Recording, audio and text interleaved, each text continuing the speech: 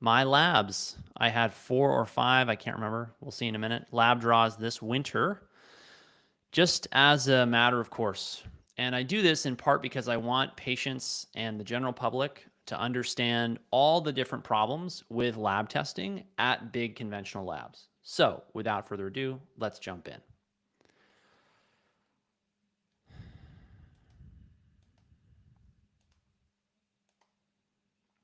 For those of you listening to this as a podcast, I'm going to do my best to narrate so you don't have to go back and watch the video, but a picture's worth 1,000 words, and I'm not going to go through the hundreds and hundreds of metabolites we've got here. So I'm just going to, say the numbers, give you some broad strokes verbally over what we're seeing.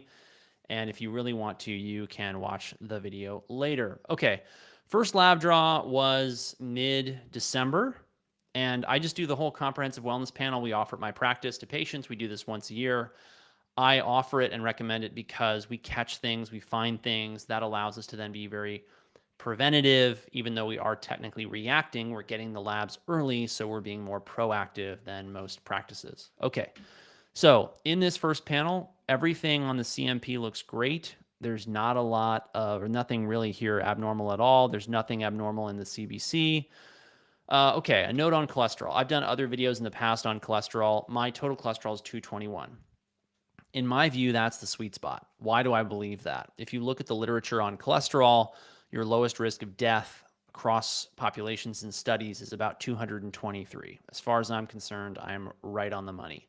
A lot of patients get worried when they're 180 or they're 300 or they're 250. There's a lot of variability in cholesterol. Mine's pretty rock solid, as you're going to see, but it does vary a lot. So, and it will vary way high in people who are on carnivore or keto diets. That's to be expected. The main metric that I look at in the lipid panel that most concerns me is actually triglycerides, because that's very robustly linked, elevated triglycerides, to metabolic dysfunction, poor health, et cetera, et cetera. So I pay very close attention to that one. But I don't worry when the cholesterol is, in the 200 to 300 range. In fact, I prefer it to be there. Many people have low cholesterol and actually have major health issues because of that, which is another story for another day. Okay, my A1C, low normal, mid-range, looks great. Free T4, mid-range. DHEA sulfate. This is a little low in my view. I like this 400 to 600 for men. That's based on trainings I did with Neil Rouzier at WorldLink Medical. If you're curious, if you're a practitioner, you want to do some hormone training. I loved that training. And you're going to see how much my DHEA varies in subsequent lab draws. And I'm going to be taking DHEA in order to fix this. More on that later. My cortisol is quite low.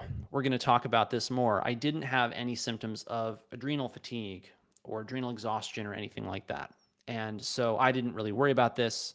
I just noted it and then planned for my next lab draw. Why am I telling you about it? I regularly get patients who have a low cortisol, not, common enough that it's more than maybe 1 in 20, 1 in 50, maybe 1 in 100, but it's common enough that I screen for it, because when it's low in these patients, sometimes they are just so sick. And I've got 2 men right now who are on cortisol replacement. And the reason why is they're not functioning well. They need more, amazingly. We'll talk more about why as we go. Okay, my TSH, some people would say this is suboptimal. Perfect. Personally and professionally, I think the TSH is a useless test. I'm this close to just axing it from my comprehensive wellness panel because it's so unreliable.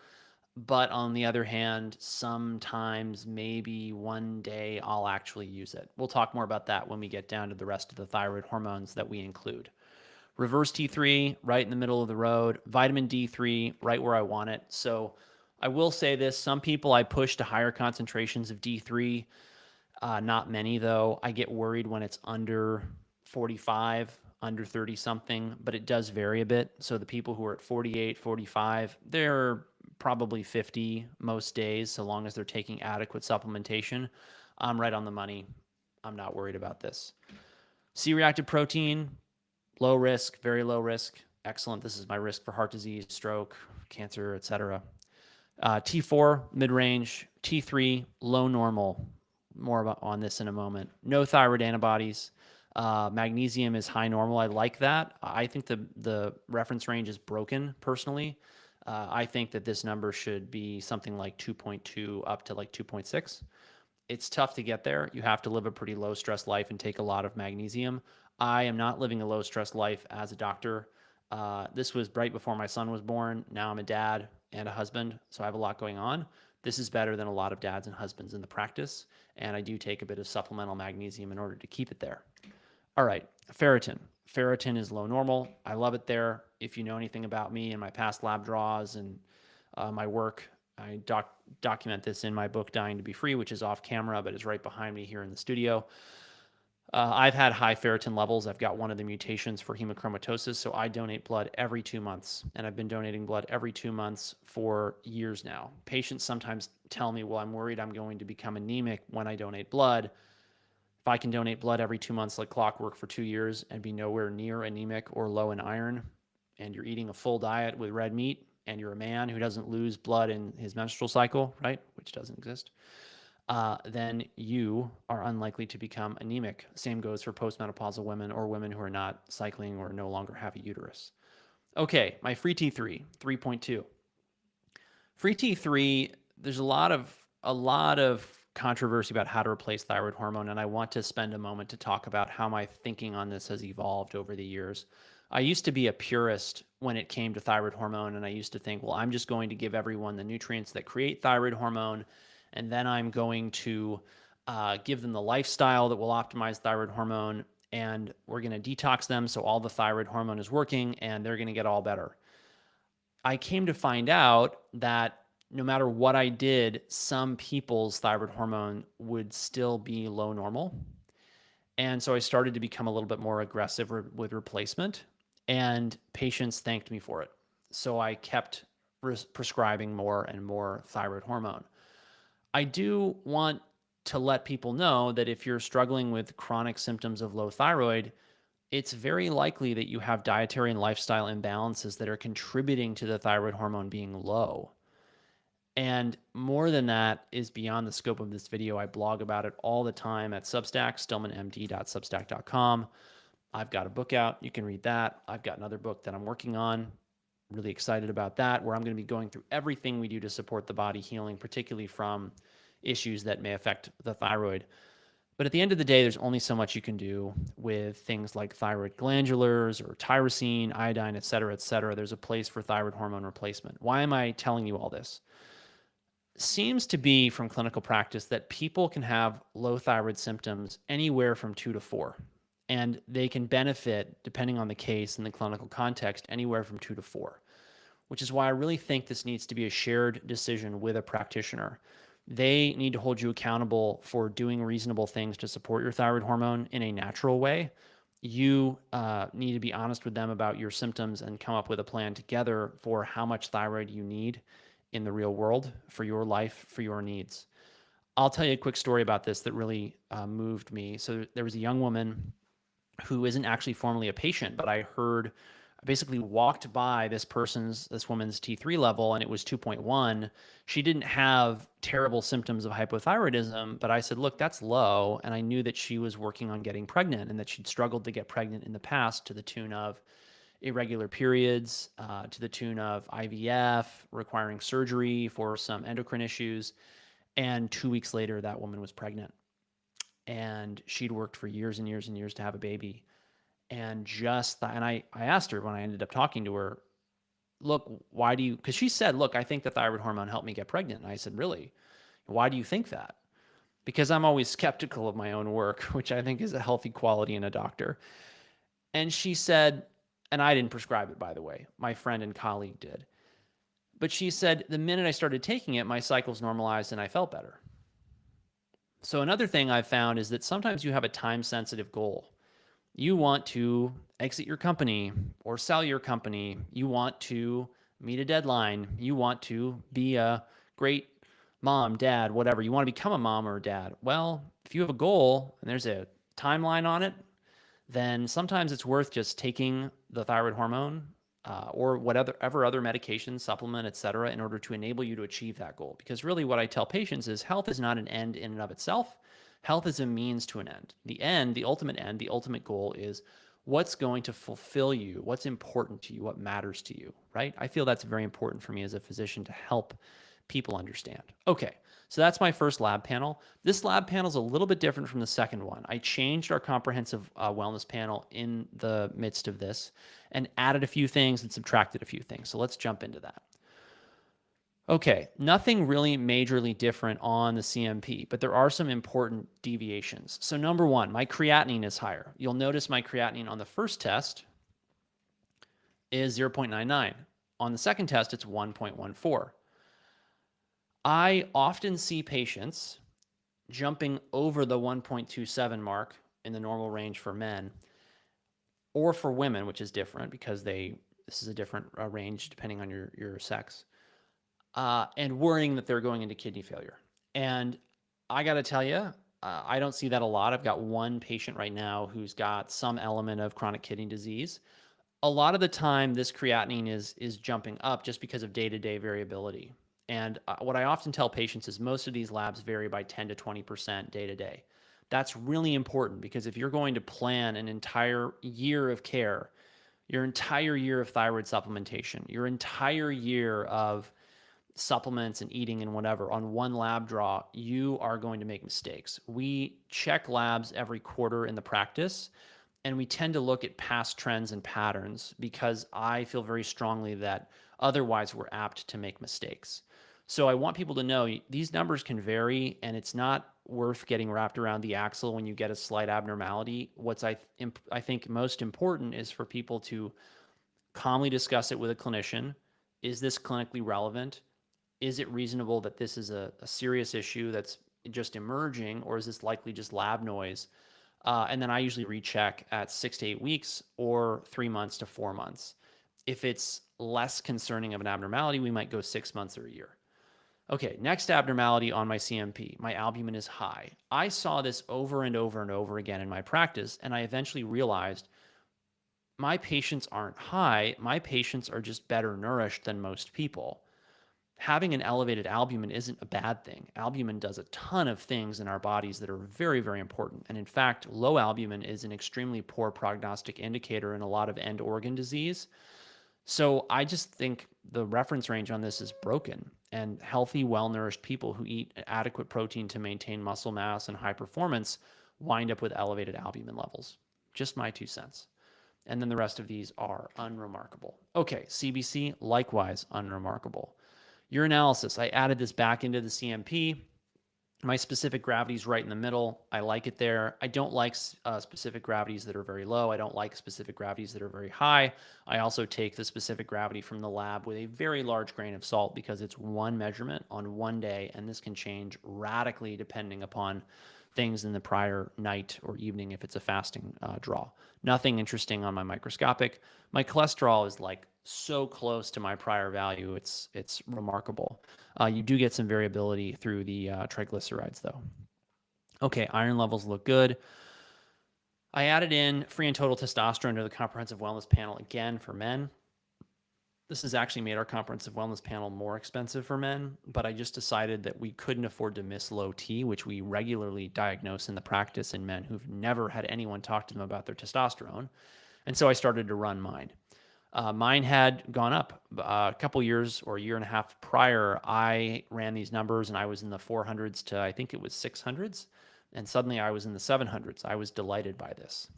More on this later because it turns out I didn't actually raise my testosterone. If I did, I would be telling you from the mountaintops.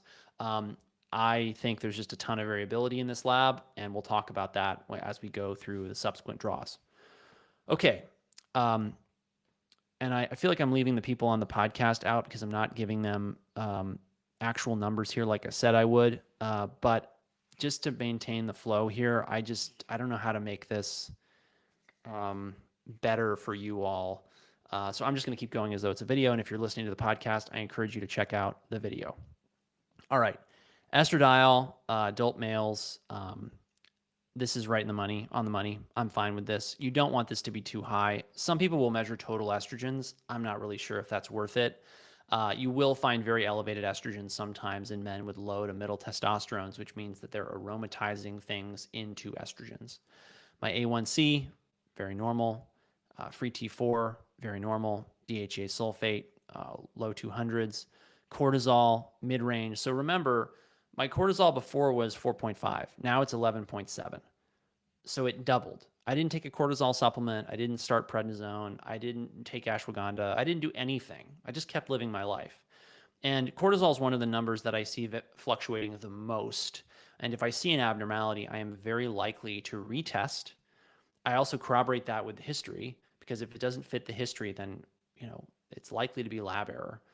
And then only when the history fits with the lab and the lab's repeated do I really buy into the low cortisol level. There's other ways to measure cortisol. I'm not a fan of most of them for reasons I won't get into here. Okay, TSH, much lower. This is another reason why I tend not to run it. IGF-1, I added this back to the comprehensive wellness panel. So this is a marker for growth hormone, and mine's 179.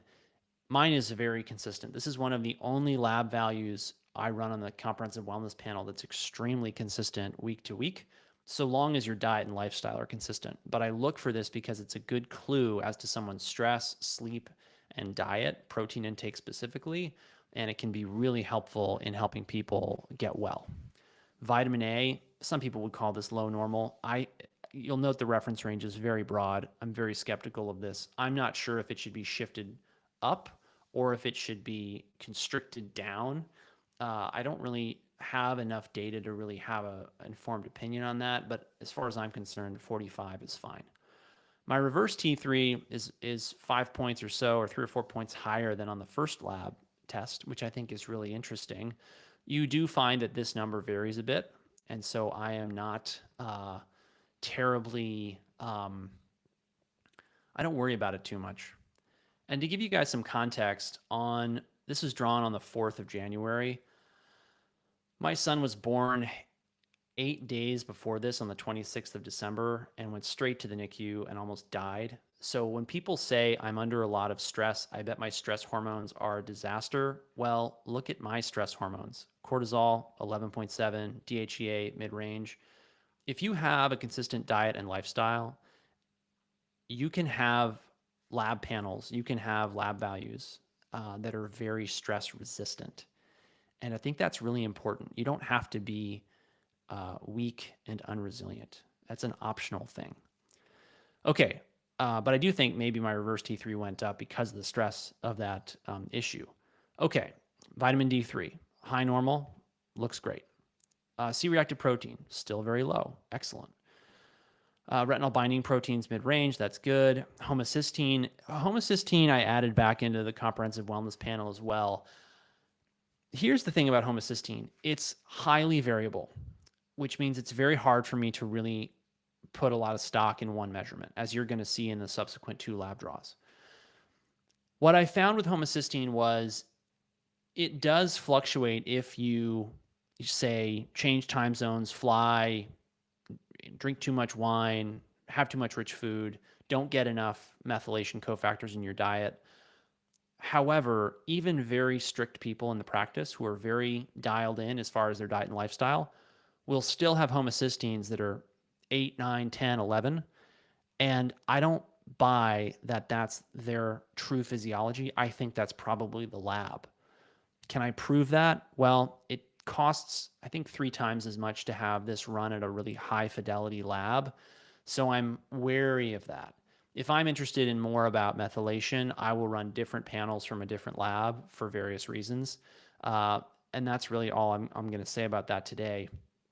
If you look at the literature, people with a homocysteine under 6 do best as far as longevity. I don't see my patients getting there, and it's not for want of trying. They're very devoted to their wellness. They're very consistent with their daily habits. They're very focused on being healthy and well. Why they can't get to a homocysteine below 6, I'm not really sure. I think some of this is also about dietary protein load. In any event, I don't worry about a homocysteine basically when it's under like 9. And if it's well above 9, getting into like the 10, 12, 13, 14 range, that's when I'm really concerned about it. And I'm rechecking it every 12 weeks or so until we normalize it, because this is a significant risk factor overall. I think your long-term mortality, like 5-10-year mortality with a homocysteine of over, I think it's 18, don't quote me on this, is something like horrific, like 40 or 60%. I mean, if you've got a really high homocysteine, it's a disaster. So we do everything we can to keep this low. Uric acid's right in the middle range. That's great. You don't want this too high. You also don't want it too low, in my opinion. T4 is mid-range. T3 is mid-range. Creatine kinase is low normal. That fluctuates a lot as well. And then my mag is the same. My copper is low normal. My zinc is low normal. I added these back into the panel. My fibrinogen activity is low normal. What does all this mean? My fibrinogen activity implies that I have very little clotting and platelet aggregation going on, which is excellent. That means that I'm not, at risk of heart attacks and strokes. That's one of the things fibrinogen does predict for. Copper and zinc could be higher. I wasn't eating a lot of food because of the stress I was under, which may explain this, but I started supplementing, and so that's that. All right, insulin is low normal. This also fluctuates a lot. I've seen low insulins in the practice recently. I see mid-range insulins. I actually don't see that many that are high unless someone is truly eating a very unhealthy diet. Ferritin's 115.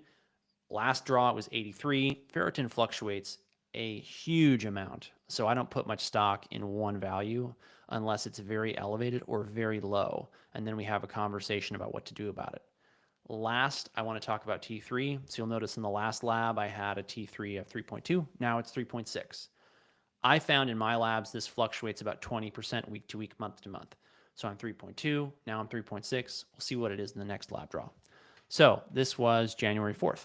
Okay. February 10th. CMP, still normal. Albumin, still high. Creatinine's back down. Lots of variability in that number. Like I said before, it was 0.99, then it was 1.14. Now it's 0.92. Again, this is why I don't get too crazy when this fluctuates around, or we've got a borderline high. LFTs, everything else normal. CMP is very normal. Urinalysis is very normal. Lipid panel, almost exactly the same. Very little different. Some people will tell you need to get your triglycerides low.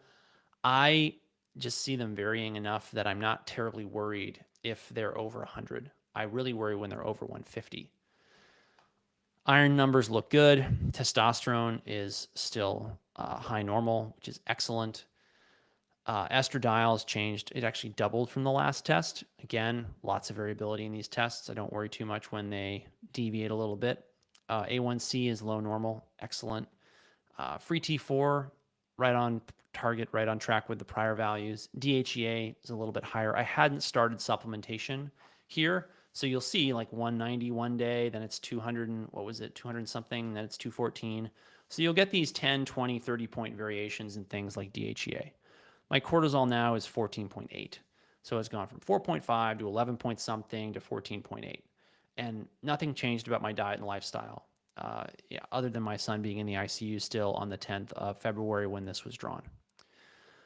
TSH is low now. Again, I almost don't order this test because it is so all over the place. IGF-1, very consistent, still in the 160s, 170 range. Vitamin A, almost exactly the same. My reverse T3 is a little bit higher now, probably related to the stress of my son being in the ICU, but it's not crazy high. And I'm not on any thyroid hormone, by the way. My vitamin D3 still right on target in the 50s.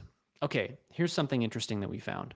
So my C-reactive protein actually went up into the average risk category here. And this is one of the reasons why I wanted to share these labs with you. So it was like 0.4 and then it was 0.19, very, very low risk. Now it's 1.46. Okay, what does that mean? I went from the low risk category for heart disease to the average risk category. What happened around this lab draw? This was drawn on a Monday. On Wednesday, the prior week, I flew to San Antonio to see my friend Derek Guillory and spend some time with him in his practice. We went out to dinner. We had a couple glasses of wine, I think on Friday and Saturday. We had a great time. We ate good food. And then I flew home on Sunday.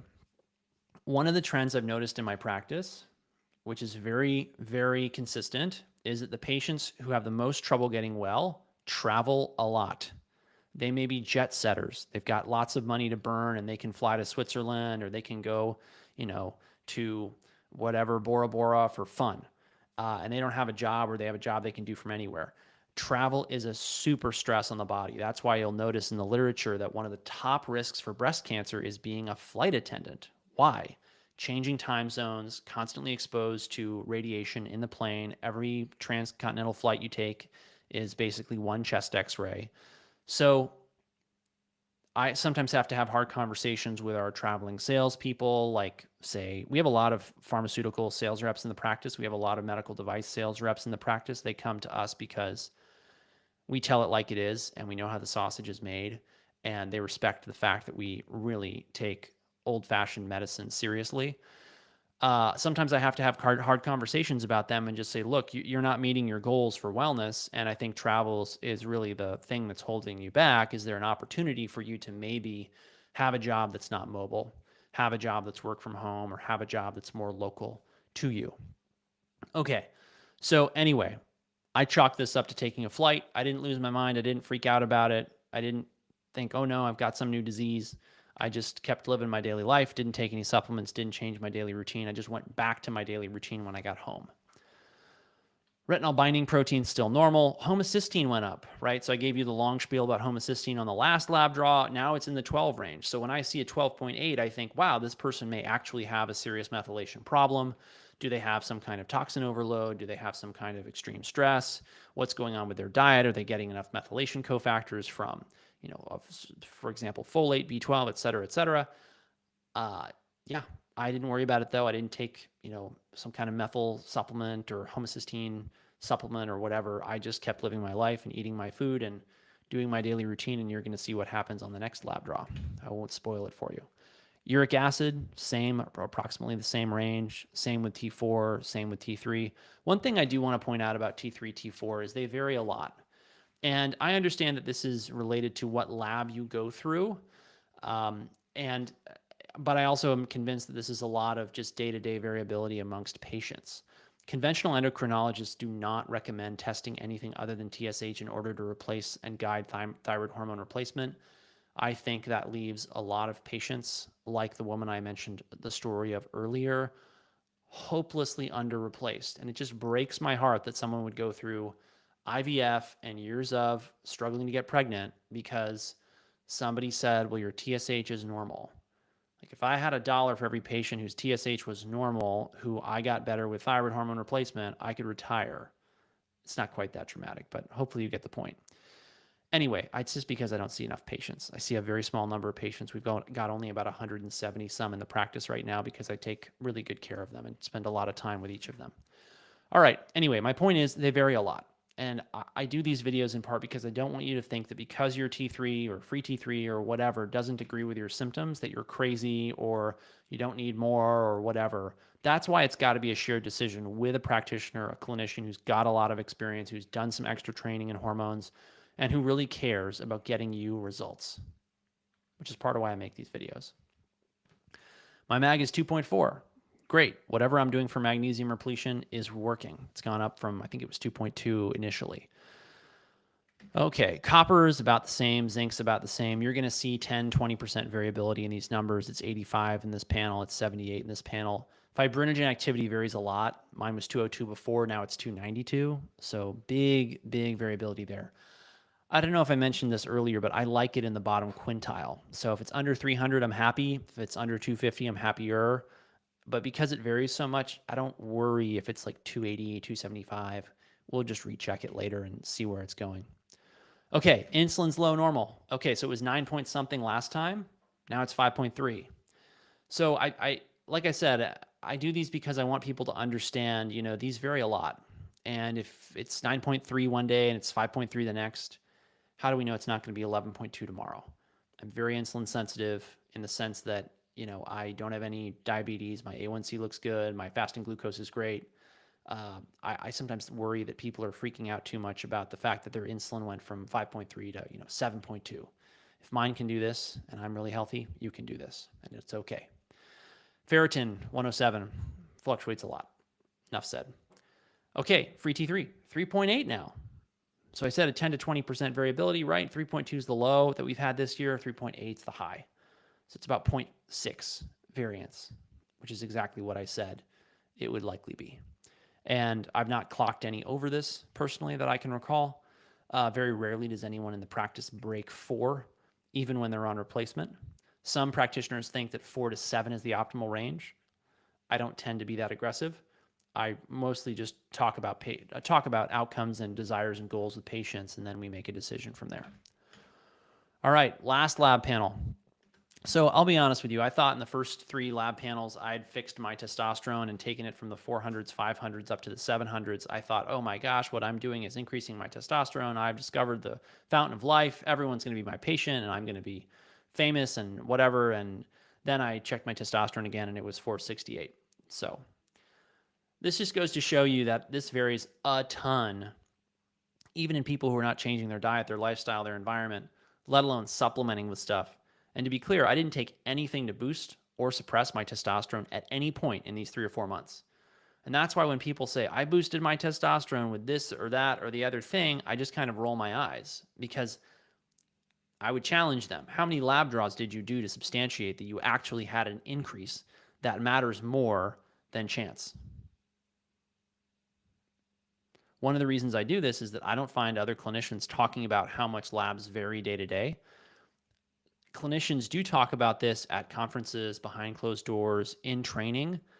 However, I see the public running around buying all these lab tests and making all of these very important decisions based on them when they are just a snapshot in time, and some of them vary by 2 or 3x. You know, if you look at my testosterone, right, my prior number earlier this year, or earlier in this series of lab draws, was 758. Now it's 468. That's what? Almost 100% difference? Call it 75, 80. I can't do that math that fast. My point is just this. Don't get too worried about lab abnormalities. Talk to a competent clinician who can interpret them for you and with you to come up with a plan to fix them if they are even a problem. All right. DHEA, lowest yet. So again, lots of variability in this number. It's 159. I think the high this year was 214. Cortisol's 8.5. It was 14.8 before. Again, it varies a lot day to day. I don't worry too much about it. This is just 11 days after the last lab draw where my cardiac CRP was elevated. And look at my cardiac CRP. It's right back in the low risk range. No supplements, no diet, no lifestyle changes required. My homocysteine is also back into a much better range. So I've dropped 3.4 points from 12.8 to 9.4. Excellent. And my fibrinogen activity. Now, my fibrinogen activity did boost, or did it go up when I had this, increase in my homocysteine and this increase in my cardiac CRP. It's gone right back down to about the lowest possible. And my ferritin is low as well, in 61. And low, I say that in a good way. And my free T3, right back at 3.3, almost where I started in this series of lab draws at 3.2. I ran a couple of extra labs just out of curiosity about a month later. I just wanted to check my LH and FSH to see where they were in relation to my testosterone, and I wanted to repeat my testosterone, and here it is. It's 552. Total testosterone up from 468. LH is 5.1. FSH is 3.3. I won't get too deep into trying to interpret these for you guys because I just don't think it's that helpful. The bottom line here is I would just say they vary a lot. And it doesn't matter what they are, for me per se. It matters what yours are in the context of your clinical presentation and how healthy and well you are. And then you get in touch with a clinician and you work with them to come up with a plan to optimize your hormones, which we do for all of our patients, whether or not they wind up taking bioidentical hormones or not. I also just checked a sex hormone binding globulin, which is low normal, essentially, and then it's 33.1, and an estrone and estrogens and estradiol. I wanted to see if I had any significant abnormalities, which I don't. These are about where they should be for a man my age, at an estradiol of 17, estrogens of 75, and an estrone of 40. You don't want these to be low, by the way. There's a trend in hormone replacement that's fortunately going away to put men on estrogen blockers. That's not been a good thing, it turns out. Without taking a deep dive on that, lots of other people have. We don't use the estrogen blockers in my practice anymore because of the unwanted side effects. And then my dihydrotestosterone is 36, which makes sense because I still have all my hair. And that increased, men who happen to hyperconvert into dihydrotestosterone tend to lose their hair, and I'm still going strong. All right. I hope this was helpful for people. I do this because I want people to understand that there's way more that goes into lab interpretation than just numbers on a page. Really good clinicians all recognize that you treat patients, not numbers. And occasionally I've had a case where the numbers just didn't add up. And I said, look, we need to repeat the test. And we repeat the test and we find out that the number we had initially was misleading. And I am very wary of that because of that experience. I've also had the experience of saying, oh, well, this person is just tired, then find their cortisol's really low or their testosterone's really low. I'll tell you a quick story from the practice that happened this spring. We had a gentleman come to see us who unfortunately suffered a medication side effect, adverse event. I won't say what, but you can take a wild guess if you followed me for any period of time. He had a severe depression come on after taking this medication that he couldn't shake, and he ended up in the psych ward. He ended up on all kinds of medications. It destroyed his life. He had to go on disability. No doctors were helping him. He even went through electroconvulsive shock treatment for his depression, and nothing got him better. When I saw him this spring, he had low testosterone, low cortisol, low DHEA, and low thyroid hormone. I said, look, for how severely you are symptomatic, we should just go ahead and replace all of these. And we did. And I talked to him a couple of weeks ago, and he said, Dr. Stillman, I'm 110% better. This poor guy has been through the ringer for years dealing with this. And the secret was his hormone panel. It's not the only thing that we did for him. We gave him targeted nutritional supplements based on the rest of his lab testing, which included the blood minerals I showed you mine for today. We get a lot more data about minerals in the hair test, which we also use to figure out what we're going to give someone supplementally. And we gave him things like vitamin C and MSM and iodine, which we use every day in the practice and that I write about on Substack. But the point is, we're able to get these amazing results because we take time with patients and we treat them as people, not numbers. And we treat them, not their lab values. Very important, very near and dear to my heart is restoring the doctor-patient relationship, which I think is being criminally undermined by the health insurance industry, the pharmaceutical industry, and big hospitals and clinics that seem to be bound and determined to do everything they can to destroy independent physicians who take real care of patients and stop patients from getting good care, because these systems all profit the most from people staying sick. I've built my practice so that we do really well when our patients get better fast and stay that way. People essentially are paying to be members of the practice, and our objective and our responsibility and our incentive is to keep them well. Big difference from the big box healthcare that sadly Americans are being forced to settle for because of the way the government makes it hard for us to run our own practices. More on that in my book, Dying to Be Free. Thanks for watching, everyone, or thanks for listening. If you listen to the podcast, take care. Have a great day.